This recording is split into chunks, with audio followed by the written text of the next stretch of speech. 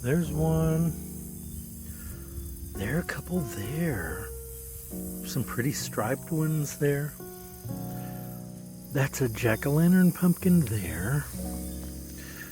That one over there, I think it's called baby gourd. There are some others related to it over there, but they're harder to find. Let's see. I think because of the way the light is this morning, they're a little harder to see. Over here are some others. They're scattered about here. Pumpkins, which is the subject of today's soap. Oops, sorry. I try to make this every year, every fall. Hi, Mr. Bumblebee. I appreciate you pollinating my pumpkins. He's awesome. Sorry, I get silly sometimes. The plants are starting to die back, which isn't unusual for these varieties, these smaller types. They make their fruits rather early. Here we are, we're hardly in just coming up into September, but these fruits will overwinter. Actually, I keep them for months and months and can eat on them. I have some larger pumpkins, actually, for jack-o'-lanterns, but most of these are eating pumpkins, which I will be putting into a soap. So come with me while we put together our annual pumpkin soap. All right, so I've brought in sort of a medium size because, well, for this recipe, I don't need a huge pumpkin. So one of the advantages of growing your own is that you can determine, what your need is.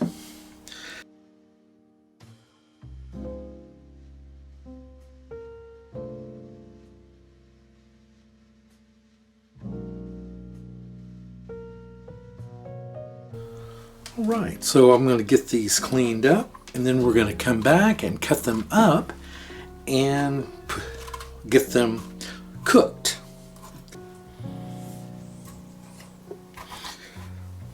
Throughout this video, or at least this part of the video, you may hear a cat meowing, and that's because I've spoiled these 4 kittens. And when I'm in the soap room, I don't allow them in here. And I'm sure you will understand why. The soap room is full of things we just don't want cats in, or any animals or children in. You want to keep things as clean as possible, but also for safety. There are things in here that could hurt them as well. Imagine a cat jumping up, and they can jump up here. They have that ability because they can jump on things all over my house, so I know they could get up here. And what if I had lye water up here or something, or lye milk, goat milk or something, and they jumped up here and stuck their nose in it, or even worse, splashed it on themselves.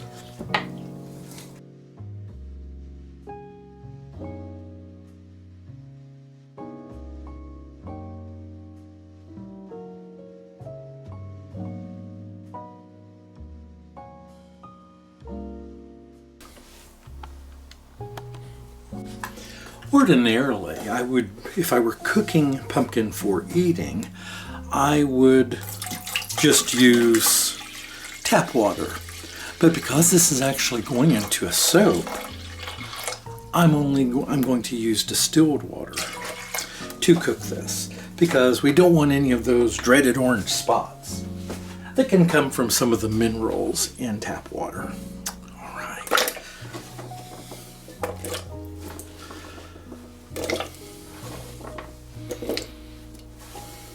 So I got that all chopped up into some, about, like I said, 1 to 1.5 inch pieces. Just will help with the cooking.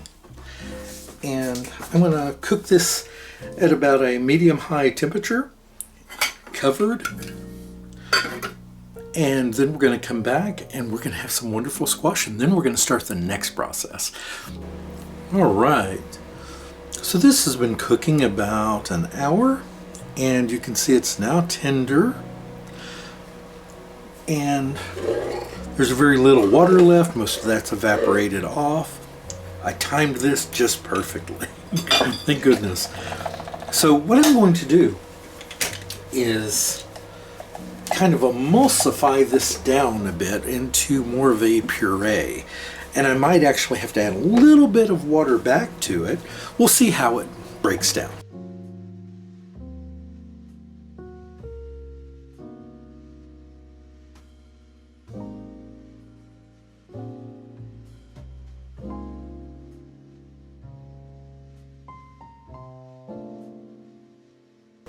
Now next I've got to prepare my scent. That's right. What's this going to be scented with? My own goat butter. This is actually butter made from my goat milk here on the farm. It's, I know it's a little messy here, but it is, I think, superior to cow butter, especially for soap making. And very high in fat, perfect for what we're doing here today. In addition to this, I'm going to be, well, you'll see, I'm going to be using brown sugar with the butter and bringing that almost to a burn, and that will create the scent in the soap, giving it kind of a earthy, buttery deliciousness, along with the natural pumpkin fragrance that comes through in the soap, sort of like a squash. Which pumpkin is a squash, but I just mean the scent won't smell like a pumpkin.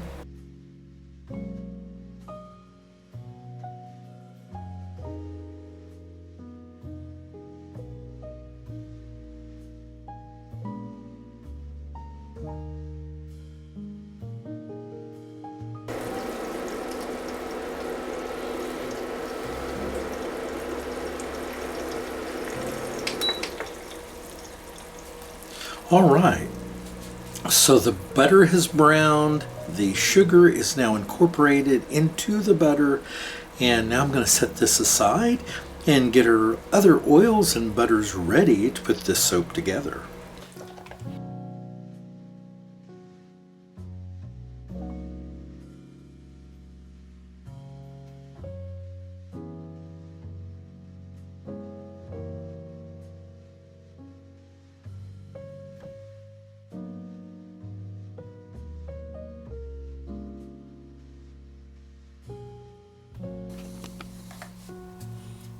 Alrighty, so here I have our pumpkin, our goat butter, and our brown sugar mix. Smells like a sweet, delicious dessert.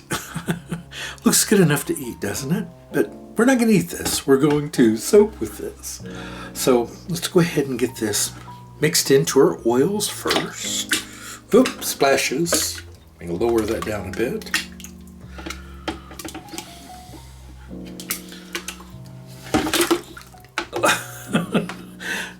Not the ideal thing to have happen, but hey, I'm going to leave that little fail in because things like that can happen. But luckily this is just our oils and our pumpkin. We're dealing with our rather inert ingredients right now, so no worries of anything bad happening there. Right, there we go.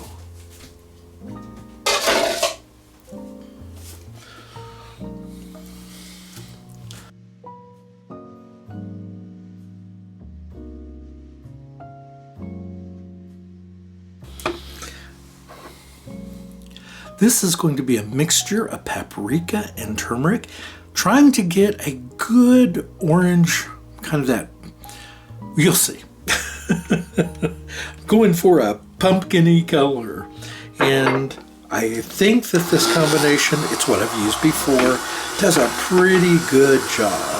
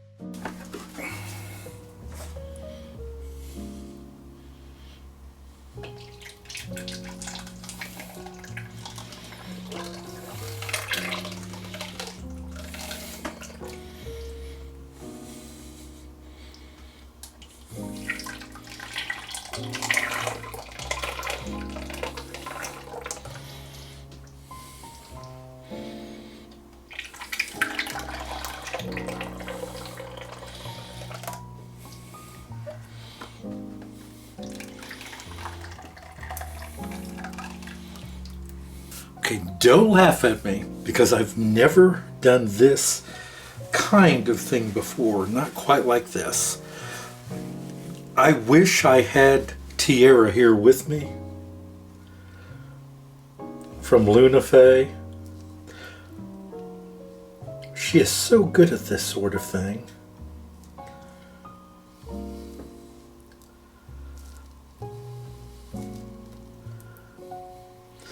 Yeah, these are looking a little messy. I'm not sure I'm doing this right. I don't think the soap is the right consistency. Maybe the first ones looked better. I'm not sure why. Let me get a better grip on the bag here. You know, my mother used to bake cakes, all sorts of things, and she could do this and made it look so easy. This just looks like blobs. What am I doing wrong? Do I need to hold it closer and then lift up?